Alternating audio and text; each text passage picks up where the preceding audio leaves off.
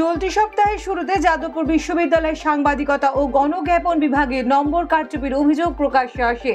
যাদবপুরে সাংবাদিকতা এবং গণজ্ঞাপন বিভাগে পড়ুয়াদের অভিযোগ ছিল ইন্টারনাল পরীক্ষার খাতা না দেখে নম্বর বসিয়েছেন শিক্ষক।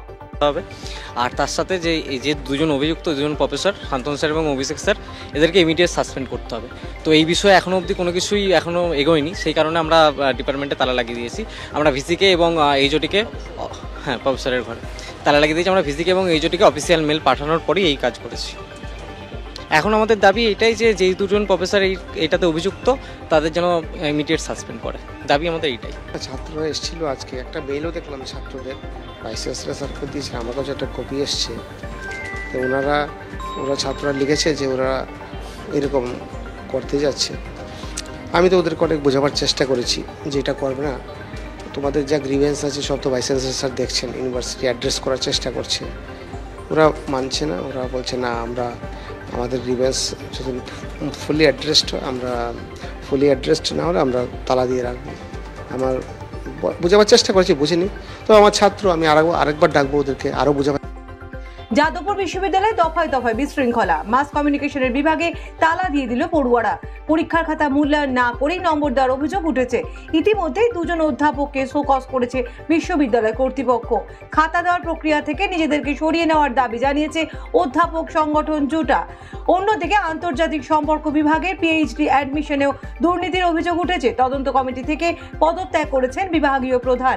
চলতি সপ্তাহের শুরুতে যাদবপুর বিশ্ববিদ্যালয়ের সাংবাদিকতা এবং গণজ্ঞাপন বিভাগের নম্বর কারচুপির অভিযোগ প্রকাশ্যে আসে। যাদবপুরে সাংবাদিকতা ও গণজ্ঞাপন বিভাগের পড়ুয়াদের অভিযোগ ছিল ইন্টারনাল পরীক্ষার খাতা না দেখেই নম্বর বসিয়েছেন শিক্ষক। শুক্রবার বিভাগীয় প্রধান পরীক্ষার্থীদের খাতা দেখানোর পর সেই অভিযোগ আরও জোরালো হয়ে ওঠে।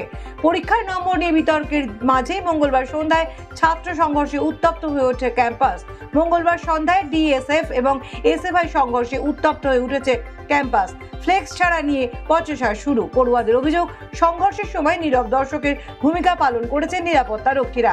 এই নিয়ে অবশ্য ডিন অফ স্টুডেন্টদের দাবি, নিরাপত্তার বিষয়টি দেখেন রেজিস্ট্রার। সাংবাদিকতা বিভাগের পড়ুয়া শুভম গঙ্গোপাধ্যায় বলেন, উপাচার্যের কাছে আমাদের আবেদন আরও বলিষ্ঠ পদক্ষেপ করুক। ইতিমধ্যেই এখানে থ্রেড সিন্ডিকেট অ্যাক্টিভ হয়ে গিয়েছে। সায়ন্তন চট্টোপাধ্যায়দের বাঁচাতে কন্ট্রোলারদের হুমকি দিচ্ছে। 6 থেকে 7 দিনে মিনিমাম ওনার সাথে কোনো মুখোমুখি না দেখা হয়েছে, না ফোনে কথা হয়েছে। সাধারণভাবে ওনার সাথে আমার এমনিতেই খুব কম কথা হয় বা খুব কম দেখা হয়। যারা করছে দেখবেন তাদের সাথে বিশ্ববিদ্যালয়ের যে মূল স্রোতের পড়াশোনা, গবেষণা, যার জন্য বিশ্ববিদ্যালয়ের নাম, তার কোনো যোগাযোগ নেই। তো আমরাও চাই স্বচ্ছ নিরপেক্ষ তদন্ত, কিন্তু কারা ভয় পাচ্ছে আমরা জানি না।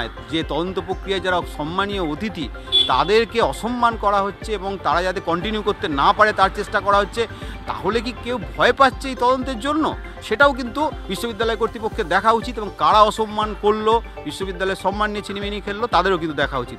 প্রত্যেককে দায়িত্বশীল হওয়া দরকার। এতদিন আমরা তো যাদবপুরের ছাত্র ছিলাম, গবেষক ছিলাম, এখন পড়াচ্ছি। দীর্ঘদিন ধরে আমি কখনো এরকম অবনতি যাদবপুরে দেখিনি। দুটো দিকেই আমি বলছি, জার্নালিজম বিভাগে যেটা হয়েছে সেটা কখনো বাঞ্ছনীয় নয়।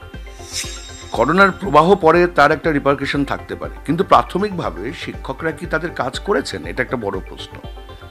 কারণ এরকমভাবে যদি তদন্তের পর এটা প্রমাণিত হয় যে খাতা না দেখে নম্বর দেওয়া হয়েছে, সাদা খাতা জমা দেওয়া হয়েছে, কোনো সই নেই ওপরে, এটা তো breach of trust towards the student. University পয়সা নিয়ে, এই দায়িত্ব নিয়ে তাদের পড়াশোনা এবং ডিগ্রি দেওয়ার দায়িত্ব নেন, তাদের মূল্যায়ন করার দায়িত্ব নেন। সেই মূল্যায়নটা যদি না হয় তাহলে কিন্তু ইটস আ ব্রিচ, এটা কিন্তু আইনত দণ্ডনীয় অপরাধ। আমি জানি না কেন কিছু সংখ্যক মানুষ এখনো তাদের বাঁচানোর চেষ্টা করছে। Well-Known Finance is a personal finance platform focused on empowering and serving millennials to take a well-informed decision while buying a financial product like home loan, car loan, business loan, personal loan, SME loans, insurance, etc. For further details, contact us. Well-Known Finance is a personal finance platform focused on empowering and serving millennials to take a well-informed decision while buying a financial product like home loan, personal loan, business loan, loan against property, credit card, car loan, SME loan, insurance, etc.